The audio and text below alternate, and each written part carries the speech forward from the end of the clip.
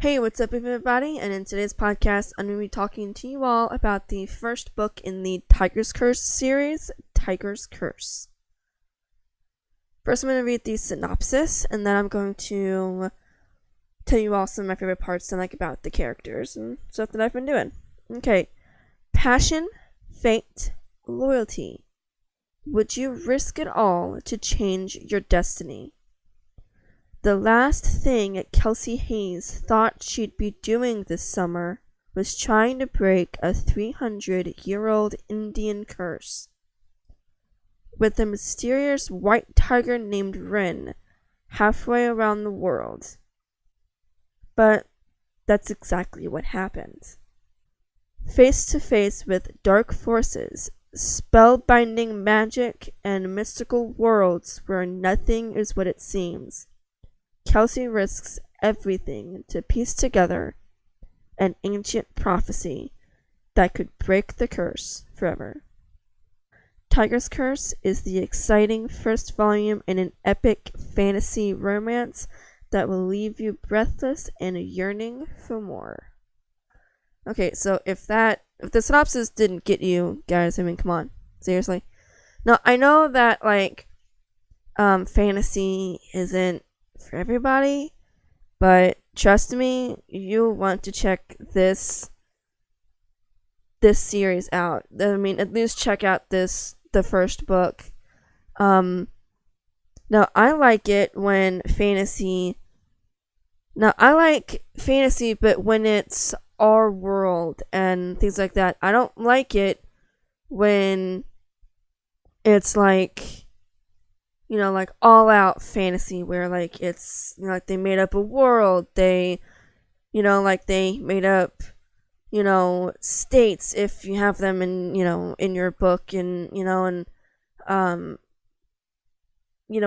your own laws, and it doesn't really make sense, and everybody has all these random powers and stuff like that.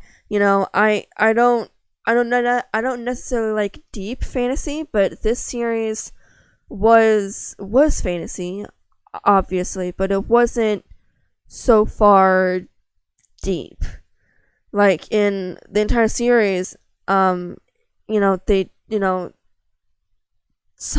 I'm not gonna say, does battle with having to learn things in nowadays, like the iPhone, the computer, and drinking root beer floats for the first time and stuff like that. That's actually in the book. I did not just make it up as I'm talking. You guys trust me, that's actually in this first book here.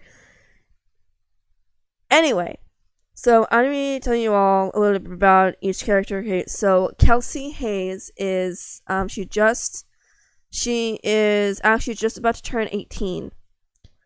And she is out of high school. She is starting to focus on college. During summer, she takes a summer job to help pay for school, and she ends up working part-time at a circus for 6 weeks, helping out with the animals, and more specifically with a white tiger.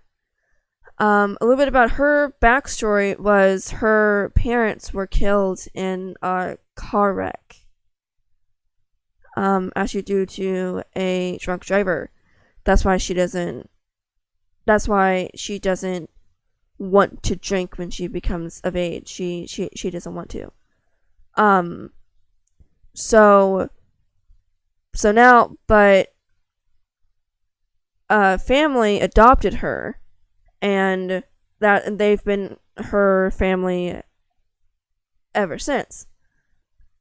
But now, she's at the job. She, everything's going great. She's meeting people, helping take care of some of the dogs that they have. But then time comes to actually see the tiger in action during the circus performance, and and she feels a connection to it. She doesn't know why. So she then goes and takes care of it, like the leader, the guy in charge of the whole thing, tells her to. But then over time, over the 6 weeks, she starts, developing love for this gentle white tiger, and she spends all of her free time in there talking to him and reading poetry out loud, and like drawing him in her journal. But then one day, this guy for some reason shows up and says that his name is Mr.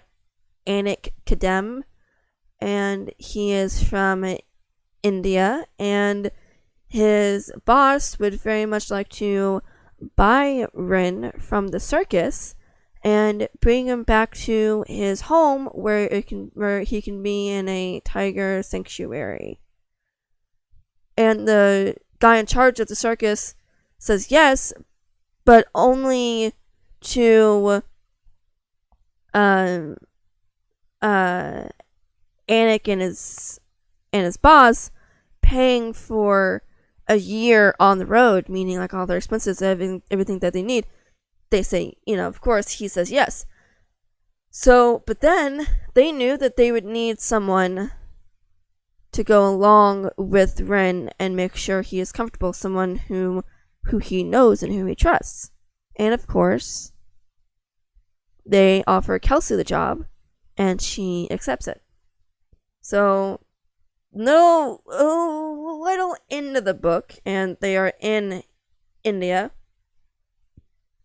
and Anik tells her that this guy from India who doesn't know much English at all and who doesn't really understand it, that's gonna take her and Rin only to the tiger sanctuary. And she's like, but I've never been here before. Do you think you can go with me? He says, I wish I could, but I have other matters to attend to. And so they go off and they, they drive, and she almost dies because the guy drives so fast. And in India, they drive on the wrong side of the road. So she's like freaking out. But then they stop to gas up the car, and he tells her to go to this little diner. I guess it's inside the gas station. I don't know. And eat. So she does, and after she eats, she goes back out and she sees that the car is gone. She's like freaking out, and all she has is this backpack that Anik packed for her, and it's kind of weird because he packed all this random stuff like protein bars and bottled water and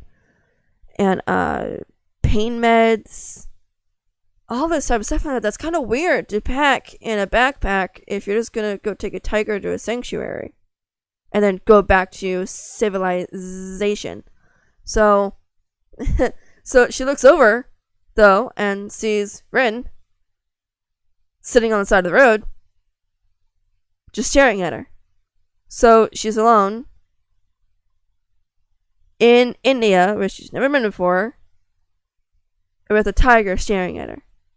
So she, after a brief moment of panicking, she goes back into the gas station / diner, whatever the heck it is, buys a coil of rope, and then walks over to Ren and ties it to his collar that he has on. But he breaks away from her, and she starts chasing him. So after a long time of her chasing after him, he would slow down every time she would slow down, and every time she would stop to take a breath, he would stop and look behind him and wait. And that's like kind of like alarming. So, but I guess from the synopsis, y'all can pretty much guess where all this is going. But then they, after a while, the next day, because it ends up becoming night, and that's bad, that she's in the middle of nowhere with a tiger to keep her safe, and just weird. So, but then the next day, they keep going in the destination that Rin keeps going in, and they're seeing like a shack. So Kelsey takes a coil of rope, ties it to his collar, ties him to a tree, and then tells him that if the family sees you, they're gonna freak out. I'm gonna go up there first. She starts going up there, and her back is to Rin, and suddenly she hears a young man's voice say, "Is this really necessary?" She turns around and sees that this young man of 22 is holding the coil of rope and the collar. And I'm betting you all know where this is going. So, oh my gosh, guys, I mean, if you aren't, okay, I'll just say it. If you all don't know, the young man of 22 is Rin. Oh my gosh, this is like one of my favorite book series ever, because this is like my first big book series. Because I read Nancy Drew when I was 10, and the max pages those are like 130 to 200. And for me being a beginner reader, that's good.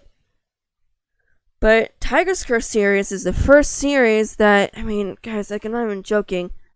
Like, the first book itself is 402 pages, and that is like the biggest book that I've ever read back then.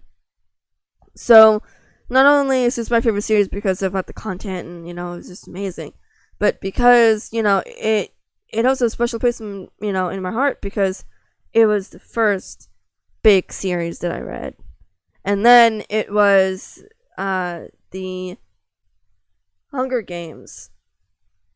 But that's a whole different story. But yeah, guys.